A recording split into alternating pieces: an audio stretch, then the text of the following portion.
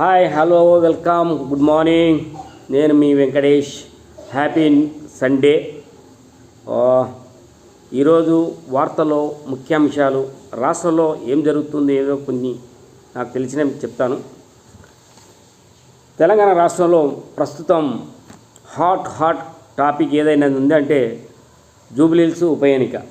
ప్రధాన పార్టీలైనటువంటి Congress party, BRS, BJP పార్టీలో ముమ్మరంగా ప్రచారాలు కొనసాగుతున్నాయి.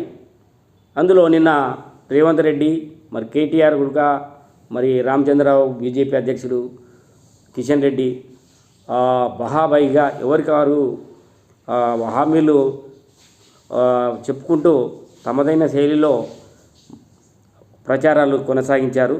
రెండో రోజు కూడా ఎర్రగడ్డ డివిజన్లో సీఎం రేవంత్ రెడ్డి గారు ప్రచారం చేసే అవకాశాలు ఉన్నాయి.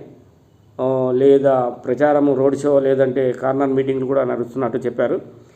అట్లాగే మహాకూటమి, కాంగ్రెస్ పార్టీ ఈ కలిపి బీఆర్ఎస్పై విమర్శలు వెళ్ళగక్కుతున్నాయి. అట్లాగే బీఆర్ఎస్ పార్టీ ఖచ్చితంగా జూబ్లీహిల్స్ ఉప ఎన్నికల్లో గెలిచి సత్తా చాటాలి, కాంగ్రెస్ పార్టీ యొక్క వైఫల్యాలను ఎత్తి చూపాలని కేటీఆర్ గారు ఘాటుగానే విమర్శించారు. ఖచ్చితంగా కాంగ్రెస్ పార్టీని ఓడిస్తే 500 రోజుల్లోనే కేసీఆర్ గారు మళ్ళా సీఎం అవుతారని ఆయన చెప్పారు.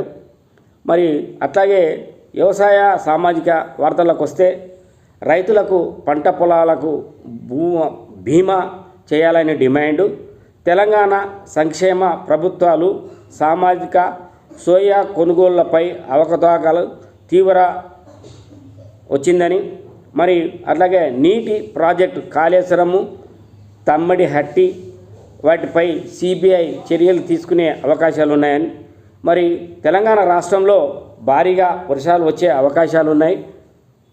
మరి రోడ్డు అగ్నిమాపక క్రైములు కూడా వెలుగులోకి వచ్చాయి. వీటితో పాటు ఈరోజు ఉన్నటువంటి వార్తా పత్రికల్లో కొన్ని చూసుకున్నట్లయితే ఆంధ్రజ్యోతిలో